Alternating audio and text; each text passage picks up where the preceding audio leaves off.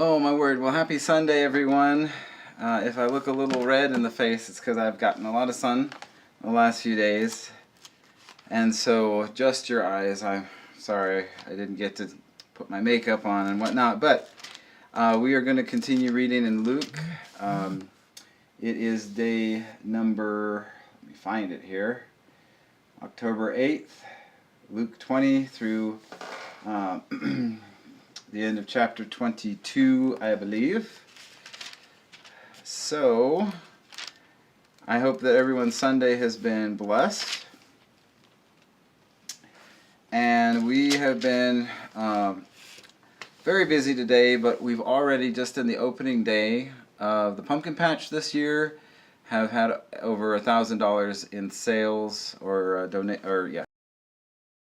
which is awesome. Last year, of course, I don't have the stats on the, I have the electronic, but not that much. So we're off to a great start. Nevertheless, we're off to a great start. Thank you all who were able to come out and take a look. We are finishing up getting some hay bales or straw. Few spots left for kids and activities, and fine-tuning a few things, putting up some more shade, and having some ice buckets, and just having a good time, making it very comfortable. Today we're going to be reading in Luke chapter 20, October 8th. So let's begin, and thank you for joining today. I'll just make sure it looks like it should be. And as far as I can tell, it looks like it's working. Right, Luke chapter 20.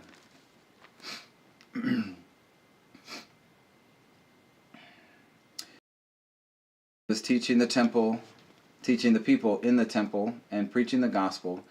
The chief priests and the scribes with the elders confronted him. Who is the one who gave you this authority? Jesus, and you tell me, was the baptism of John from heaven or from men? People will stone us to death, for they are convinced that John was a prophet. The people this parable: a man planted a vineyard and rented. At the harvest time, he sent a slave to the vine grower so that they would give him some of the produce of the vineyard. He beat him and sent him away empty-handed. And he proceeded to send another slave, and they beat him and treated him shamefully and sent him away empty-handed. And he proceeded to send a third, and this one also they wounded and cast out. The owner of the vineyard said, "What shall I do? I will send my beloved son, perhaps they will respect him." But when the vine growers saw him, they reasoned with one another, saying, "This is the heir, let us kill him, so that the inheritance will be ours." So they threw. What then will the owner of the vineyard do to them? These vine growers, and will give the vineyard to others. And when they heard it, they said, "May it never be." But Jesus, what then is this that is written, the stone which the builders rejected? Everyone who falls on that stone will be broken to pieces, but whoever it falls, it will. The chief priests and the scribes tried to lay hands on him at that very hour, and they feared the people, for they understood that he spoke this parable against them. So they watched him, and sent spies who pretended that they might catch him in some statement, so that they could deliver him to the rule and the authority of the governor. They questioned him, saying, "Teacher, we know that you speak and teach correctly. We know that you are not partial to any, but teach the way of God in truth. Is it lawful for us to pay taxes to Caesar or not?" But he detected their trickery and said to them, "Show me a denarius. Whose likeness and inscription does it have?" They said, "Caesar's." And he said to them, "Then render to Caesar the things that are Caesar's, and to God the things that are God's." So awesome. And they were unable to catch him in a saying in the presence of the people, and being amazed at his answer, they became silent. Now there came to him some of the Sadducees, who said, Teacher, Moses wrote for us that if a man's brother dies, having a wife, and he is children to his brother.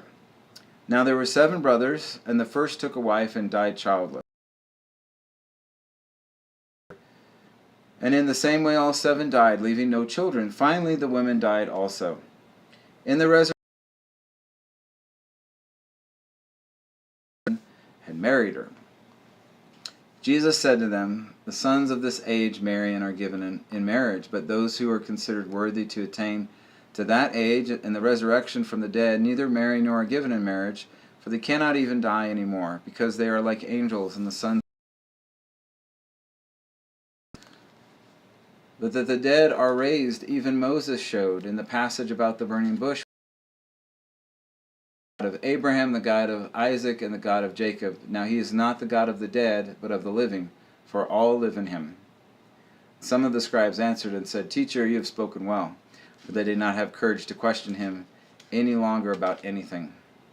Then he said to them, How is it that they say the Christ is David's son? For David himself says in the book of Psalms, The Lord said to my Lord, sit at my right hand until I make your enemies a footstool at your feet. And David calls him Lord, and how is he his son? And while all the people were listening, he said to the disciples, Beware of the scribes, who like to walk around in long robes and love respectful greetings in the marketplaces and the chief seats in the synagogues and places of honor at banquets, who devour widows' houses and for appearance's sake offer long prayers. These will receive greater condemnation. And he looked up and saw the rich putting their gifts into the treasury, and he saw a poor widow putting in 2 small copper coins. And he said, Truly I say to you, this poor widow put in more than all of them, for they all out of their surplus put in the offering, but she out of her poverty put in all that she had to live on. And while some were talking about the temple, that it was adorned with beautiful stones and votive gifts, he said, These things which you are looking at, the days will come when there will not be one stone left upon another which will not be torn down. They questioned him, saying, Teacher, when therefore will these things happen, and what will be the sign when these things are about to take place? And he said, See to it that you are not misled, for many will come in my name, saying, I am he, and the time is near. Do not go after them. When you hear of the wars and disturbances, do not be terrified, for these things must take place, but the end does not follow immediately. Then he continued by saying to them, Nation will rise against nation, and kingdom against kingdom, and there will be great earthquakes, and in various places plagues and famines. But before all of these things, persecute you, delivering you to the synagogues and prisons, bringing you before kings and governors for my name's sake. It will lead to an opportunity for your testimonies, for I will give you utterance and wisdom which none of your opponents will be able to resist or refute. But you will be betrayed, and you will be hated by all because of my name, yet not a hair on your head will perish. But when you see Jerusalem surrounded by armies, then recognize that her desolation is near. Then those who enter the city, because these are the days of vengeance, so that all things that are written will be in babies in those days, for there will be great distress upon the land, and wrath to this people, and the Gentiles, until the times of the Gentiles are fulfilled. There will be signs in the sun and moon and stars, and the earth and fainting from fear and the expectation of things which are coming upon the world. For the powers of the heaven straighten up and lift up your heads, because your redemption is drawing near. Then he told them a parable. Behold the fig tree and all the trees. As soon as they put forth leaves, God is near. Truly I say to you, this generation will not pass away until all things take place. Heaven and earth will not pass away, but my words heaven will pass away. Be on guard, so that your hearts will not be weighted down with dissipation and drunkenness, come on you suddenly like a trap. For it will come upon all those who dwell on the face of all the earth. But keep on the alert at all times, these things that are about to take place, and to stand before the Son of Man. Now during the day he was